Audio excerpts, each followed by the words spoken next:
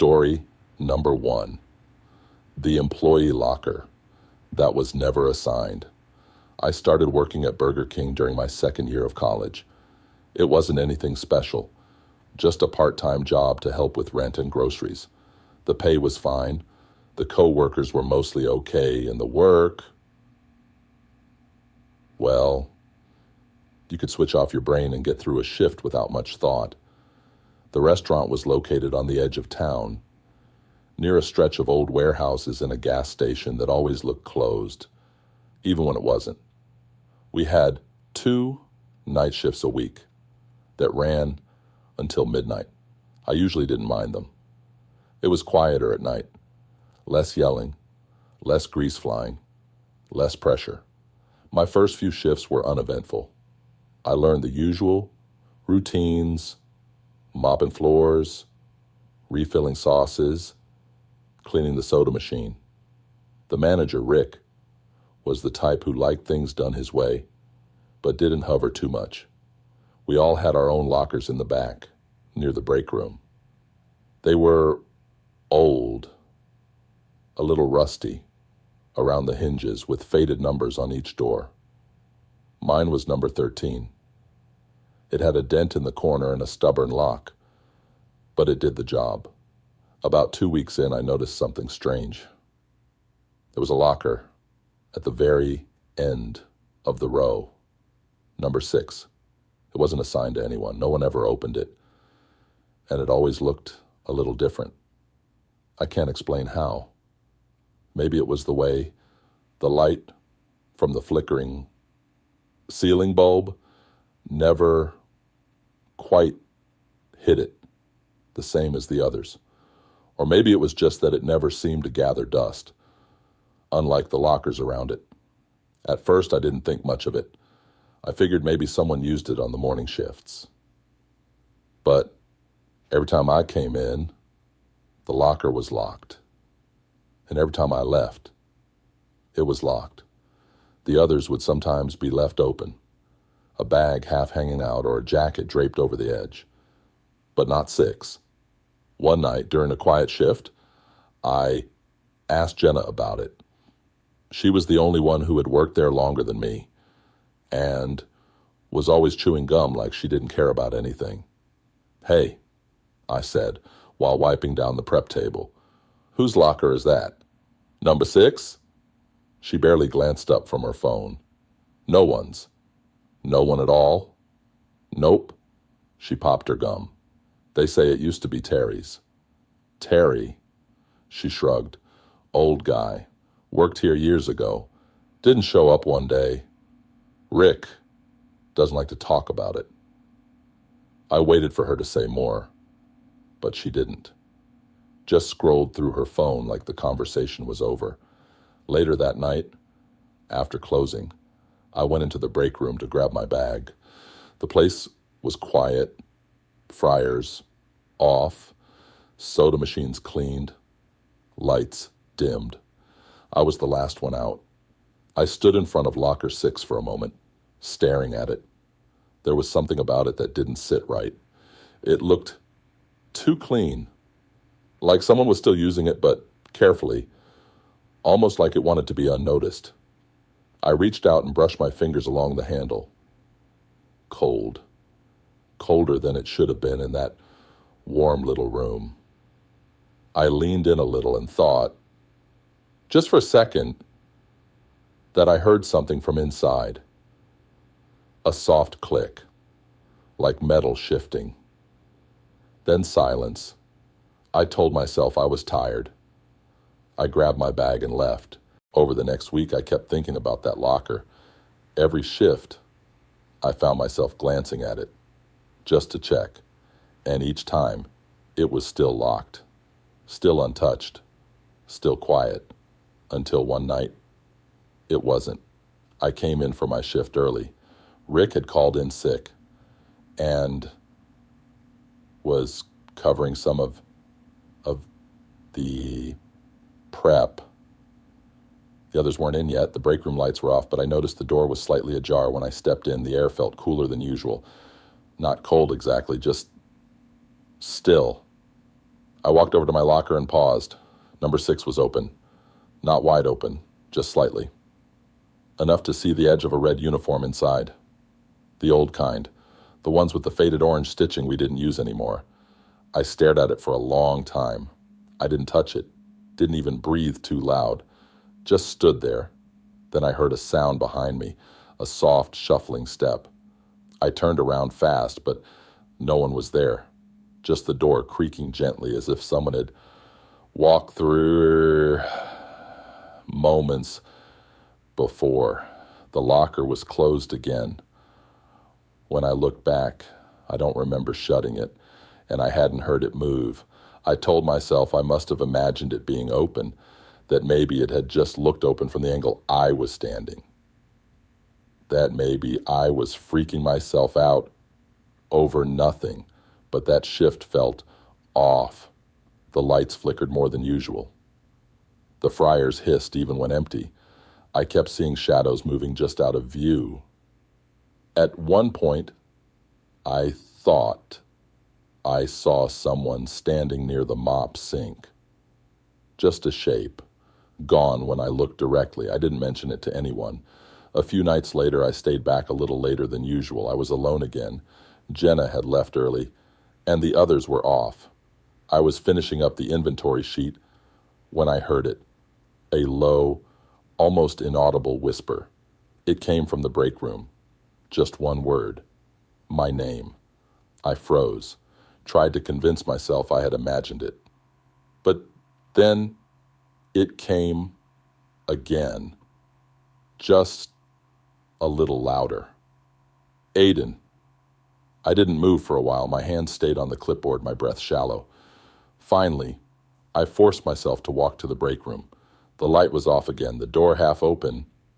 I pushed it gently. Inside, it was quiet. Locker 6 was wide open. Inside was the same red uniform, hanging perfectly still. Beneath it, an old pair of black shoes. And on the top shelf, folded neatly, was a paper hat with grease-stained edges. I don't know what made me do it, but I stepped closer. I reached out, just to touch the fabric, to make sure it was real, cold, like it had just come from a freezer. As I backed away, the locker door swung shut on its own, not violently, just a slow, deliberate close. Click. I left the break room and didn't go back that night. The next day, I asked Rick casually if he remembered a guy named Terry. He didn't answer right away. Just looked at me for a second, too long. Then he said, "Don't go messing around in things that don't concern you." That was it. No explanation. No denial. Story number 2. The bathroom light that never turns off. I used to work the late shift at a Burger King just off the highway. Nothing fancy. One of those locations where travelers stop to stretch their legs and teens hang around the drive-thru until close. I was in my early 20s, saving up for school, and honestly, the quiet nights suited me. The building wasn't new. Everything had a slightly worn look to it.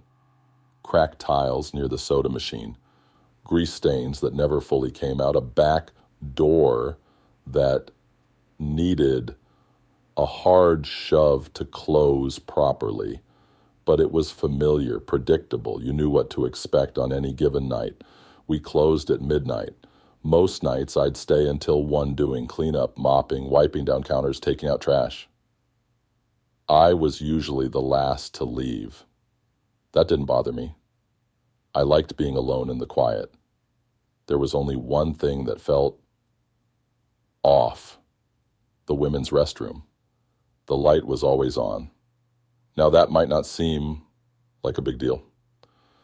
Plenty of places keep their bathroom lights on for safety, right?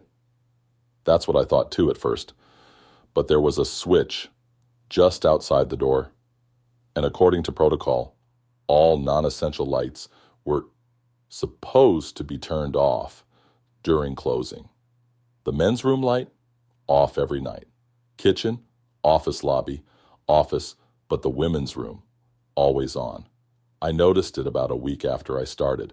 I tried flipping the switch once, just to follow routine, but nothing happened. The light didn't flicker, didn't dim, just stayed on, humming faintly behind the closed door. I mentioned it to Rick, the manager. He gave me a short glance and said, "Yeah, that switch doesn't work. Don't worry about it." That was it. No explanation, no follow-up. So I didn't push. Figured maybe the wiring was off and they didn't want to bother fixing it. But over time, I started feeling weird about it. There was something too bright about the light.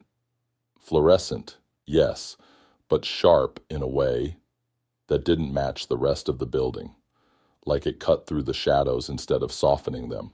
You could see it leaking under the door, even when everything else was dark, like a narrow beam spotlighting the dirty linoleum floor. One night, after close, I was taking out the trash through the back and noticed the light again, just glowing there through the hallway like it was waiting. The air around it felt colder than usual, but maybe that was just the draft from the vents. Still, I started avoiding it. I didn't clean that restroom unless someone specifically asked. Most nights, I just left it alone. Then came the night I forgot my phone in the break room. I had already locked up the front and taken out the trash. Everything was done. It was close to 1:15 a.m. and the parking lot was empty. The back door was still open with the latch propped. So I walked around, unlocked the inner door, and headed through the kitchen. As I passed the restroom hallway, I caught something in the corner of my eye. Movement, just a flicker, like someone shifting behind the frosted glass window in the women's room door. I stopped, listened. Silence. I thought maybe someone had come in while I was out back. Maybe a homeless person looking for shelter, or someone who slipped past while I was dumping trash. It happened once or twice, especially during winter. I walked toward the door slowly, knocked. "Hello?" No answer. I stood there for a moment. The light was still on, buzzing quietly. I knocked again. A little louder, "Nothing?" I hesitated, then reached for the handle. It was cold. Not just cool from the AC, cold like metal left outside in December. I opened the door slowly, keeping my other hand by my side just in case. The room was empty. Nothing out of place.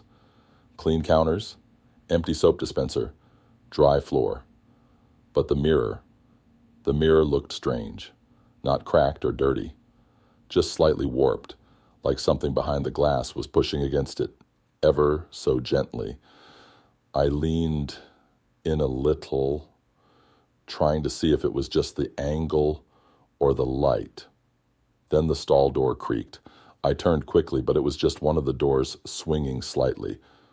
Probably the draft, I told myself. The air conditioning kicked on at random intervals, and those cheap stall doors weren't heavy. I stepped back out and closed the bathroom door. That's when I noticed something I hadn't before. There was no sound when the door latched shut. Every other door in the building made some kind of noise. Click, creak, thud. This one didn't. It closed like a stage prop. Seamless. Too quiet. I didn't sleep well that night. From then on, I started locking the women's restroom right after closing. No one used it past 11 anyway, and I figured it was safer that way. No more wondering if someone had slipped in. But the weird thing? Every time I came in for my next shift, it was unlocked. Rick swore he didn't touch it. Jenna joked that the BK ghost had to pee. I stopped asking. A couple weeks later, I stayed behind with Jenna for a closing shift. She was on fries. I was on lobby. We finished around 12:30. As we gathered our stuff in the break room, She excused herself to use the bathroom before heading out. I didn't think anything of it, but after 10 minutes, she hadn't come back. I figured she was texting or taking a break, maybe freshening up. Still, something about the silence made my stomach feel tight. I walked toward the hallway.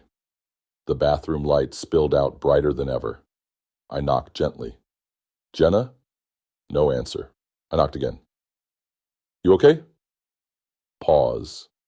Then her voice. "Yeah. Be out in a second." But it sounded off, muffled, like she was behind something thicker than a stall door. I waited another minute. Then the hallway lights flickered. Just once. When they came back, the women's room door was slightly ajar. I stepped closer. "Jenna?" No answer. I pushed the door open. Empty. The stalls were all open. The lights buzzed steadily. The air smelled faintly of bleach and something else. Something old. Dusty. Like clothes left too long in a basement. I turned around fast, heart thudding, and rushed back to the break room.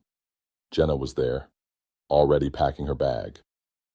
"Bathroom was gross," she said, casually, not looking up. "You need to tell Rick we're out of paper towels." I stared at her for a long second. You didn't just go in there?" She frowned. "I went like 10 minutes ago." "Why?" I didn't know what to say. Just a flicker, like someone shifting behind the frosted glass window in the women's room door. I stopped, listened. Silence. I thought maybe someone had come in while I was out back. Maybe a homeless person looking for shelter, or someone who slipped past while I was dumping trash. It happened once or twice, especially during winter. I walked toward the door slowly, knocked. "Hello?" No answer. I stood there for a moment. The light was still on, buzzing quietly. I knocked again. A little louder. "Nothing?" I hesitated, then reached for the handle. It was cold. Not just cool from the AC, cold like metal left outside in December. I opened the door slowly, keeping my other hand by my side just in case. The room was empty. Nothing out of place. Clean counters, empty soap dispenser, dry floor. But the mirror looked strange. Not cracked or dirty, just slightly warped, like something behind the glass was pushing against it, ever so gently. I leaned in a little, trying to see if it was just the angle or the light. Then the stall door creaked. I turned quickly, but it was just one of the doors swinging slightly. Probably the draft, I told myself. The air conditioning kicked on at random intervals, and those cheap stall doors weren't heavy. I stepped back out and closed the bathroom door. That's when I noticed something I hadn't before. There was no sound when the door latched shut. Every other door in the building made some kind of noise. Click, creak, thud. This one didn't. It closed like a stage prop. Seamless. Too quiet. I didn't sleep well that night. From then on, I started locking the women's restroom right after closing. No one used it past 11 anyway, and I figured it was safer that way. No more wondering if someone had slipped in. But the weird thing? Every time I came in for my next shift, it was unlocked. Rick swore he didn't touch it. Jenna joked that the BK ghost had to pee. I stopped asking. A couple weeks later, I stayed behind with Jenna for a closing shift. She was on fries. I was on lobby. We finished around 12:30. As we gathered our stuff in the break room, she excused herself to use the bathroom before heading out. I didn't think anything of it, but after 10 minutes, she hadn't come back. I figured she was texting or taking a break, maybe freshening up. Still, something about the silence made my stomach feel tight. I walked toward the hallway. The bathroom light spilled out brighter than ever. I knocked gently. "Jenna?" No answer. I knocked again. "You okay?" Pause. Then her voice. Yeah, be out in a second. But it sounded off, muffled, like she was behind something thicker than a stall door. I waited another minute. Then the hallway lights flickered. Just once. When they came back, the women's room door was slightly ajar. I stepped closer. Jenna? No answer. I pushed the door open. Empty. The stalls were all open. The lights buzzed steadily. The air smelled faintly of bleach and something else. Something old. Dusty. Like clothes left too long in a basement. I turned around fast, heart thudding, and rushed back to the break room. Jenna was there, already packing her bag. Bathroom was gross, she said, casually, not looking up. You need to tell Rick we're out of paper towels. I stared at her for a long second. You didn't just go in there? She frowned. I went like 10 minutes ago. Why? I didn't know what to say. Story number 3. The Burnt Out Manager. I started working at that Burger King a little after I dropped out of community college. I told myself it was temporary, just until I figured things out. It was one of those off-the-highway locations, big windows, cheap plastic booths, a soda fountain that never poured right. The kind of place you don't remember stopping at. But it was open late, and they were hiring. Rick was the manager. First time I met him, I thought he looked tired. Not tired, like he'd had a long day. Tired like it had been years since he'd slept properly. He had this habit of rubbing his temples while you talked, like your words were giving him a headache. Thin frame, deep lines under his eyes, and skin that always looked a little pale under the fluorescent lights. He wasn't mean, just distant, like he was somewhere else even when he was standing right in front of you. He lived nearby, but I never saw him leave the building. Ever. At first, I thought I just wasn't paying attention. Maybe he left after I did or came in earlier. But over time, I started to notice things. His car was always in the lot. The lights in the office were always on. Sometimes I'd come in for an evening shift and swear he was wearing the same shirt he'd had on the night before. I remember asking another crew member about it once. Devin. He laughed it off. Yeah, man, Rick practically lives here, probably sleeps in the storage room. Dude's married to this place. But the way he said it didn't sound like a joke. It became sort of a quiet fact among the crew. Rick didn't leave. We just stopped questioning it. The office, where he spent most of his time, was tucked behind the kitchen.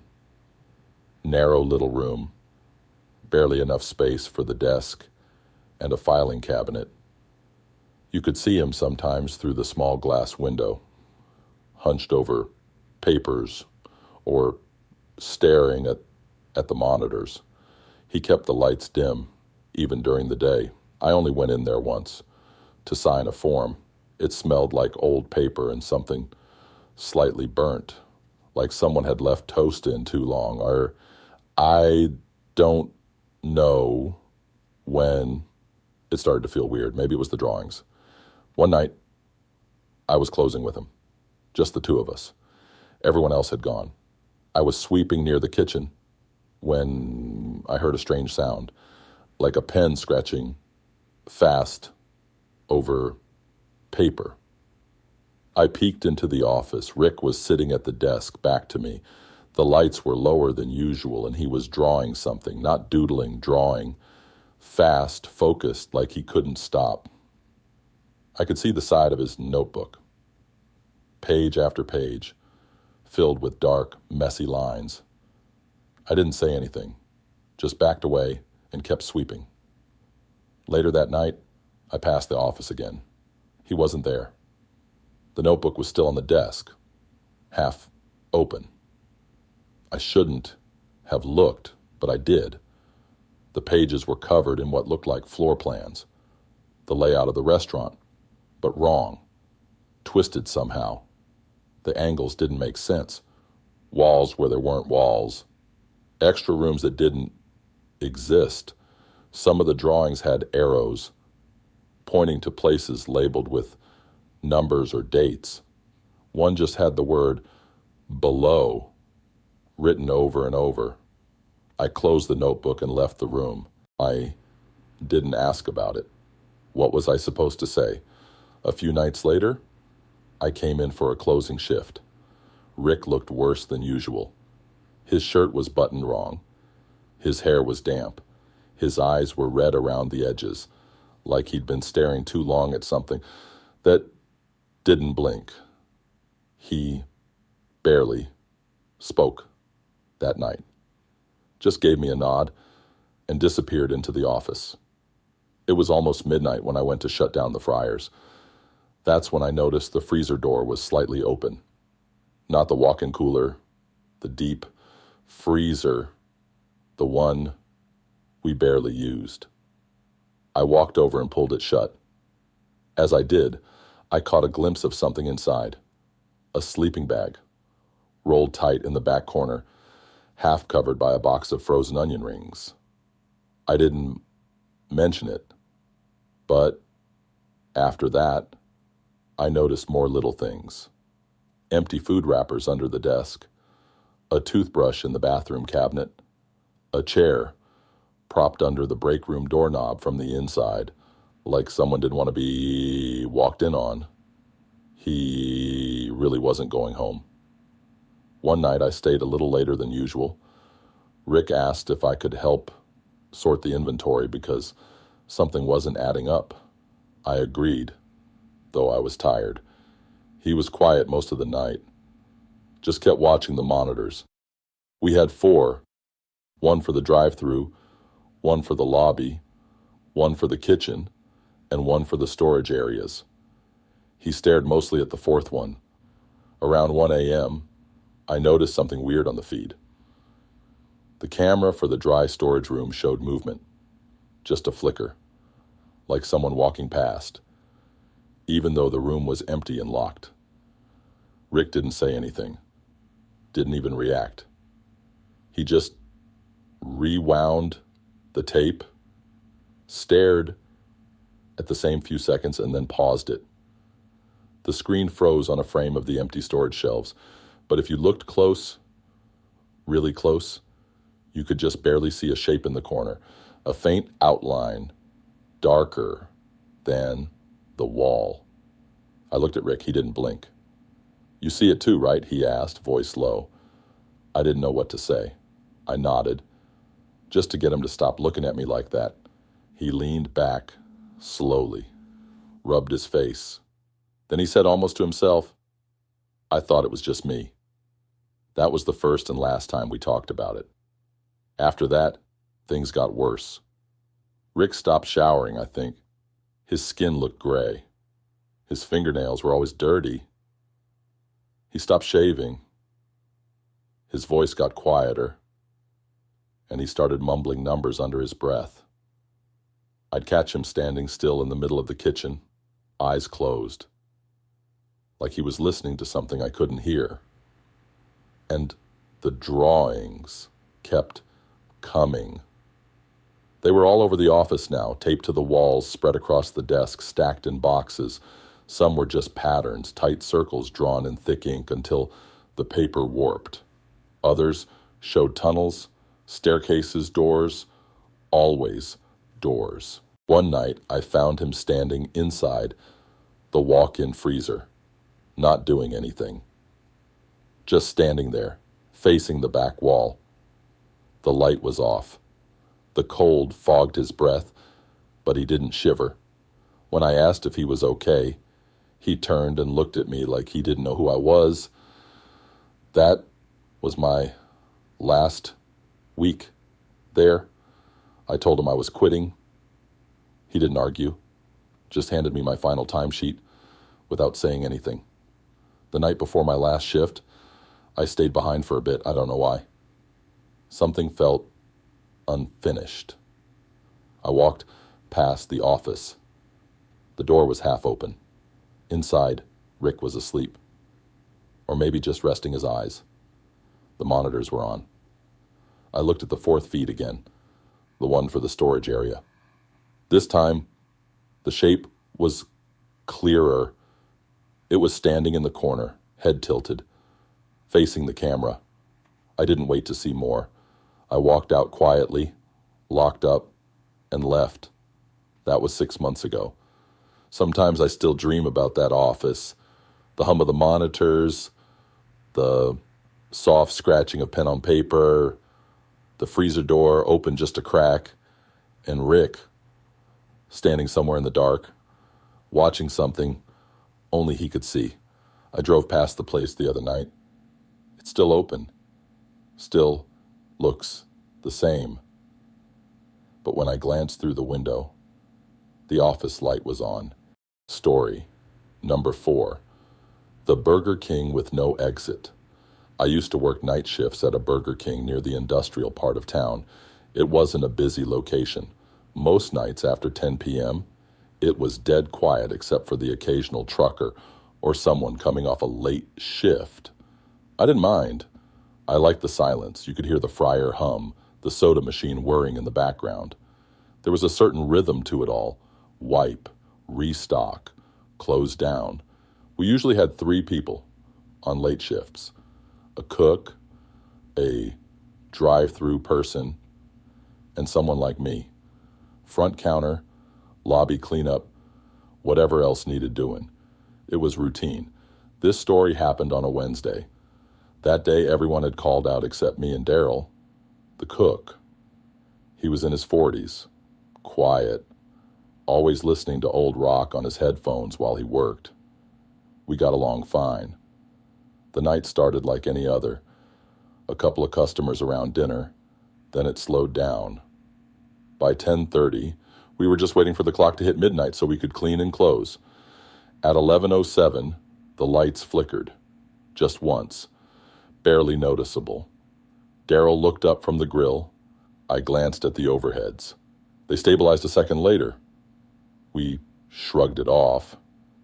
Probably the wiring. That building was old.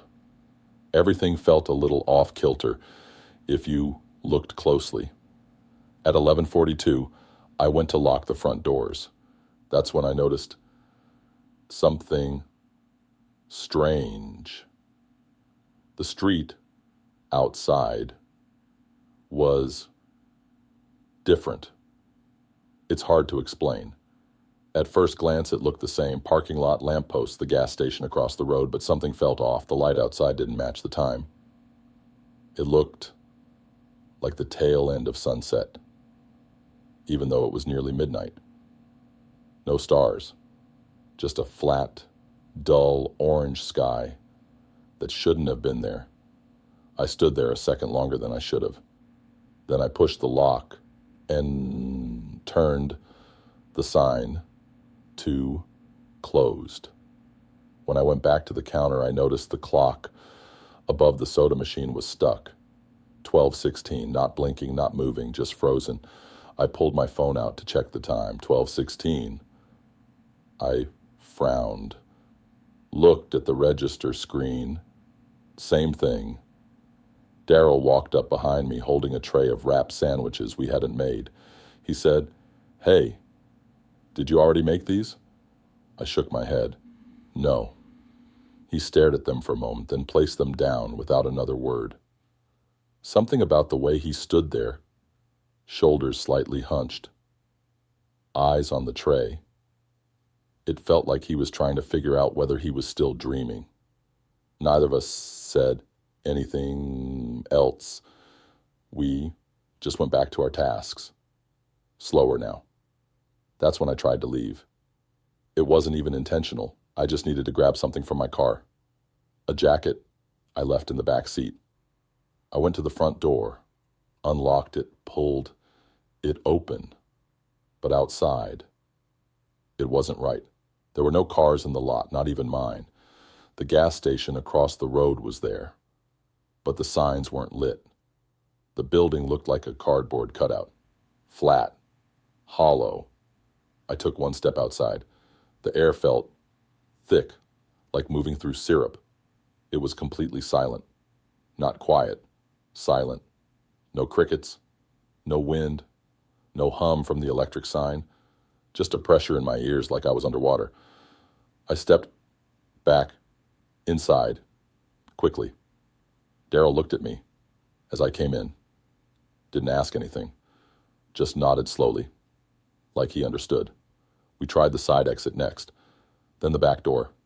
All of them opened, but none of them led anywhere normal. Out the side door was just more parking lot. The same 3 oil stains repeated every few feet. No horizon, just endless gray asphalt that disappeared into fog. Out the back was worse. It looked like the alley had been stretched. The brick walls went on for what looked like miles, narrowing to a vanishing point you couldn't quite focus on. The dumpsters were there, but they weren't real. Just shapes. Daryl closed the door without saying a word. We stood there, both of us, trying to think of something useful. He muttered, "Maybe a prank?" I shook my head. How would they fake this? We sat in the break room for a while, not talking. The light above us buzzed softly. The security monitor showed each camera feed on a loop. Kitchen, lobby, front, drive-through. On the drive-through cam, the lane was empty. Then, for a second, there was a figure, standing. No car, just a person-shaped blur by the speaker box. Then it was gone. I asked Daryl if he saw it. He said no, but he looked nervous after that. We tried the phone next. No dial tone. I opened the app on the register to report an issue. It froze. The Wi-Fi said it was connected, but there was no internet. Even the music, usually looping through some approved playlist, had stopped playing an hour ago. At some point, we just stopped trying. Daryl sat in the dining area, staring out through the window, his reflection lit by the too orange sky. I made coffee, not because I wanted any. I just needed to do something with my hands. Then I heard the fryer turn on by itself. I walked over and turned it off. A few minutes later, the soda machine dispensed a full cup on its own. Just hissed, filled, and stopped. We stopped reacting after that. Things like that happened every few minutes. Small things. Lights dimming for no reason. The freezer beeping like the door was open when it wasn't. A napkin falling off the counter when there was no breeze. At some point, I went to check the men's restroom, not because I needed to. I just wanted to be in a room with a door. The light inside flickered, but held. The mirror didn't show my reflection right. It was delayed, half a second behind. I moved my hand slowly. The reflection hesitated, then followed. I didn't look again. I walked out and closed the door quietly. When I returned to the front counter, Daryl was gone. I called his name. No response. I checked the kitchen, break room, walk-in cooler. Nothing. I don't know why I didn't panic. Maybe I was too tired. Maybe I already knew, deep down, that this place wasn't playing by normal rules anymore. I sat in one of the booths and watched the door. I don't know how long I stayed like that. Eventually, I stood up and walked the building again. Everything was the same. Frozen clocks, unmoving air, that same sky outside, neither night nor day. In the kitchen, I noticed something new. One of the monitors, the one above the prep station, was showing a feed that wasn't from our building. It showed another Burger King, same layout, same floor, but darker, empty, except for someone standing behind the front counter. Their back was to the camera. but they were wearing the same uniform I was, same shoes, same hat. I stared at it for a while. Then I walked back out to the lobby, slowly. The windows were fogged now, not from inside, fog crawling over the outside glass like fingers pressing in. I wrote a note on a napkin, said my name, the date, and what time my shift started. I left it by the register. Then I sat back in the booth. The lights above me buzzed. The soda machine hissed again. Somewhere behind me I heard the freezer beep. I didn't check the time. I already knew what it would say. 12:16. Still, unchanged. I thought about trying to leave again, but instead, I just waited. I'm still here, I think. At least I feel like I am. But sometimes when I look up at the security monitor, the figure standing by the drive-through window, it looks like someone I used to know. And they're looking in. Story number 5. The buzzer from the past. I started at Burger King in the fall. It was one of those in-between jobs. Just until I figured out what I wanted to do. I worked mostly evening shifts, closing half the week, usually with just 2 or 3 other people. It was routine, familiar, a little boring maybe, but I didn't mind that. Our location wasn't busy. We were tucked between a faded strip mall and a quiet road no one really used after dark. Most nights we'd clean up in silence, music low, everyone half asleep on their feet. The fryer buzzer was the loudest sound in the whole building. If you've worked fast food, you know the one I'm talking about. That high-pitched metallic beeping that goes off when fries or nuggets are done. You hear it so much that after a while, it becomes background noise. But the thing about that buzzer, it only goes off when you hit the button. That's why it was strange when I started hearing it at odd times. At first, it was small. I was restocking sauces one night when it buzzed once, just a quick beep, even though no one was using the fryer. I looked over, expecting to see the tray half full or something left in by mistake, but it was clean, empty, no oil bubbling. I figured someone bumped the panel, except I was the only one in the kitchen at the time. Still, I didn't think much of it. It was an old building. Sometimes stuff just glitches. The next night, it happened again. This time, I was mopping near the cooler. The fryer had been off for over 20 minutes. We always shut it down early since we rarely had customers that late. Same sound. One clear beep. I glanced over. Still off. Still clean.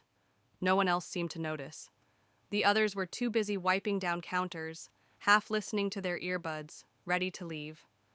I thought about mentioning it to my shift lead, but it felt too small to bring up. You start to doubt yourself in those moments. Wonder if maybe you imagined it, or maybe it was the microwave, or one of the timers up front. Everything sounds the same in that place when you're tired. But over the next couple of weeks, it kept happening. Only at night. Only when I was alone in the kitchen. One time it buzzed 3 times in a row. That one made me stop what I was doing and just stand there for a while, waiting to see if it would happen again. It didn't. Then one night something changed. It was close to midnight. I was closing with Tanya and Marcus, both of them stuck up front sorting tills. I was on kitchen duty, trash, wipe downs, fryer. The usual. I'd already shut down the fryers. Oil cooled, baskets hung up, everything clean. I was just getting ready to take out the trash when I heard it again. But this time, it didn't come from the control panel. It came from inside the fryer. A muffled ding, more hollow than usual. Not the buzzer. More like something small had hit the metal basket. I walked over. The kitchen was quiet, just the hum of the fridge and that soft buzzing from the ceiling light above the sink. I leaned over and looked into the empty fryer tray. And there it was. A ring, just sitting at the bottom of the wire basket. Small, silver. greasy from the little bit of leftover oil that hadn't drained yet. It looked like a wedding ring. I didn't touch it right away, just stared at it for a few seconds, not quite processing. Then I picked it up using a paper towel and turned it over in my hand. There was something engraved on the inside. I could barely read it, but it looked like a date. June 1999. That was long before I, or anyone else working there, had started. I walked to the break room with the ring and showed it to Tanya. She looked at it, then up at me. "Where'd you find it?" "In the fryer," I said. She frowned. "That's gross. Maybe someone dropped it earlier and didn't notice." "No," I said. "The fryer was off. It wasn't there when I cleaned it. I heard a sound and went to check." She didn't say anything for a while, just handed it back to me and shrugged. I left the ring in the manager's drawer, figuring someone would claim it or toss it, but it stayed there. Next few shifts, I couldn't stop thinking about it. The date bothered me. That, and the way it had appeared without warning, it felt placed. One night I brought it up to Rick, the assistant manager who mostly worked mornings. He was older than the rest of us, probably in his late 50s. Liked to keep to himself, always writing notes in a little black book. I asked if anyone had lost a ring recently. He looked up slowly. "What kind of ring?" "Silver, looked old, found it in the fryer." He didn't answer right away. Then he said, real quiet, "Where in the fryer?" I hesitated. "Just the bottom basket. It wasn't there before." He didn't say anything for a long moment. Then he stood up, walked into the office, and shut the door. Didn't bring it up again. That night, I stayed behind after close. Everyone else left, and I pretended I had something to finish. I don't know why. I just wanted to be alone in the kitchen again, to see if anything happened. I stood near the fryer, lights off except the ones from the back hallway. Waited. Eventually, the fryer made a sound.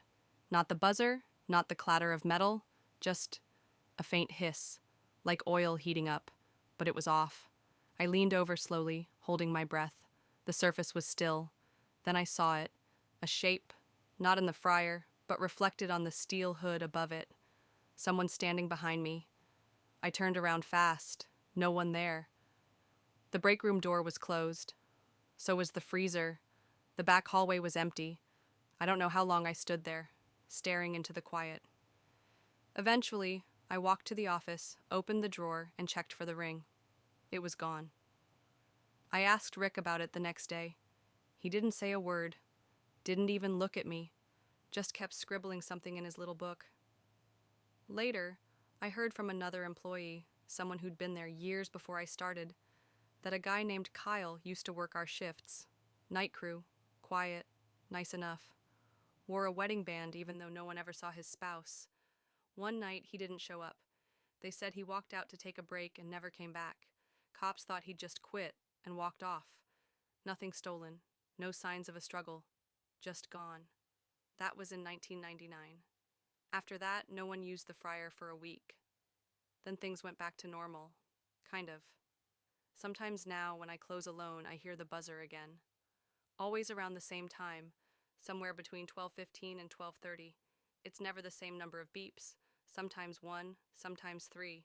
Last week it went off 5 times in a row, exactly 5 seconds apart. When I checked the fryer, it was empty, but the oil was warm, not hot, just recently used. I don't touch the fryer anymore if I can help it. I work the register now. Let someone else do the kitchen. No one asks questions. And I never found out what happened to Kyle, or the ring, or why it came back. But sometimes when I pass the back monitor, I swear I see someone in the corner of the kitchen, standing still. Not doing anything, just watching the fryer. Story number 6. The Man Who Knew Their Names. It started like any other Friday night. I was on counter, Destiny was running drive-through, and Gabe was out back prepping lettuce. Just 3 of us, on the closing shift. Our manager, Carla, had already dipped early, saying she wasn't feeling well. We knew that meant she wanted to beat traffic and hit the bar before 10. No one minded. We had a rhythm. Business was slow, which was typical. A few regulars came through. Some teenagers ordered fries, just to hang around in the parking lot. One guy walked in, used the bathroom, and left without buying anything. Pretty standard. It wasn't until around 9:12 that the man walked in. That's not even the strange part. At first glance, he looked normal. Gray coat, faded jeans, dark beanie. Mid-50s maybe. Clean shaven, but his skin looked weathered, like someone who worked outside most of his life. He walked up to the counter and stood there quietly. I greeted him, like I do everyone. "Hey there, what can I get started for you?" He didn't answer right away. Just looked at me with this soft, almost polite expression. Then he said, "You're Noah, right?" I paused. Not in a suspicious way, just confused. "Yeah," I said slowly. "Name tag gives it away?" He smiled a little. "No, I remember." Before I could respond, he turned his head slightly and called out, without even looking toward the drive-through window. "Destiny, don't forget to double bag those nuggets. You always forget." There was a clatter in the back. Destiny peeked around the corner from drive-through, frowning. "What?" The man nodded once, like he'd proven something to himself, then looked back at me. "And Gabe, still cutting those lettuce heads way too thick." We both turned. Gabe came out of the prep area, wiping his hands. "You talking about me?" he asked, raising a brow. The man just smiled. "I've been here before," he said. "A long time ago." None of us knew what to say. I looked down, pretending to check the register screen, trying to find some normal footing. "So, what can I get for you tonight?" He gave a small shrug. "Same thing I always get." That didn't help. He didn't look familiar, not even in a vague, might have seen you around way. Our location wasn't exactly in a high-traffic area. We remembered our regulars. This guy wasn't one of them. Still, I tapped in a basic combo: Whopper, fries, medium drink, and asked if that was all right. He nodded. As I handed him his receipt, he said very casually, "The clocks are off tonight." I glanced at the wall clock. It read 9:16. I checked the register. Same. He smiled again. "You'll see." Then he sat at the booth closest to the soda machine and waited, hands folded neatly on the table. I made his order myself. I didn't want to ask Gabe or Destiny. Something about him had thrown us all a little off balance. When I brought his tray over, he thanked me. Soft voice. Calm. Almost too calm. Then he said something that still stuck in my head. "You're going to be the last one who stays." I blinked. "Sorry?" He didn't look at me. Just unwrapped his burger and started eating. I stood there for a second, expecting him to explain. But he didn't. Eventually, I walked away. Destiny asked me what he said, and I told her. She made a face, muttered something about creepy old dudes, and went back to folding boxes. We tried not to talk about him much after that, but every few minutes, we glance over. He didn't have a phone, didn't read anything, didn't even refill his drink. He just sat there, occasionally looking out the window at the empty lot, like he was waiting for something. Then, at 9:59, the lights flickered. Just once. All three of us froze. Destiny said, "Okay." That was weird. I glanced at the man. He hadn't moved, still sitting, eyes focused out the window. Gabe walked over to the breaker panel and tapped it like that would help. Lights were steady again. But I couldn't stop checking the clock. It was stuck at 10:01, the digital screen on the register, my phone, even the microwave display, all of them, 10:01. Outside, the sky looked wrong. Not dark exactly, but flat. Like someone had pulled a dim blue filter over everything. There were no headlights on the road. No sound. Just that faint hum from the lights above us. I walked back to the man's table. "Sir," I said quietly, "do you, need anything else?" He finally looked up. "Shouldn't be much longer now," he said. I didn't know what he meant, but he stood up, picked up his tray, and dumped it neatly into the trash. Then he turned to us, me, Destiny, and Gabe, and said, like he was offering reassurance, "It's always the same, don't fight it." He walked toward the doors.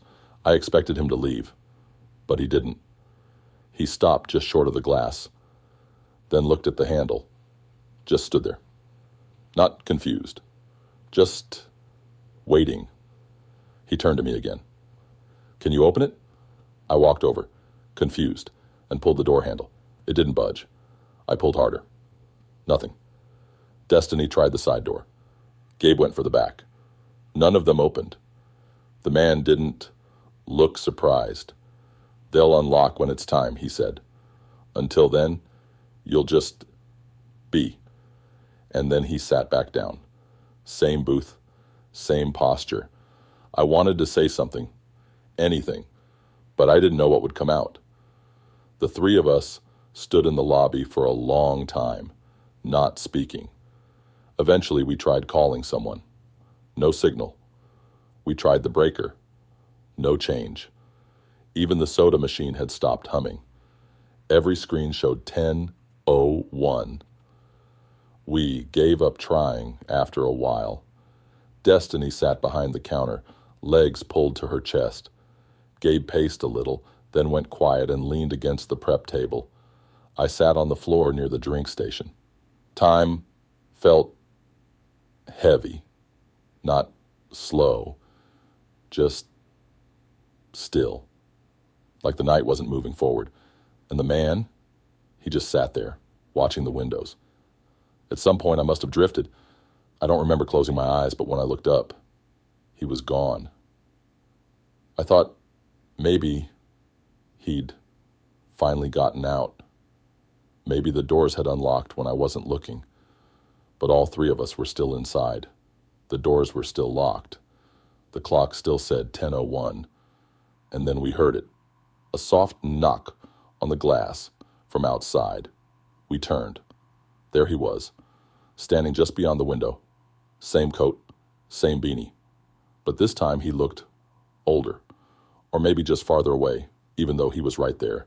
He raised his hand slowly, pointed at me. Then he mouthed something I couldn't hear. I didn't understand it. Or maybe I did, and just didn't want to admit it. The lights flickered again, and when they came back, he was gone. We're still here. Me, Destiny, and Gabe.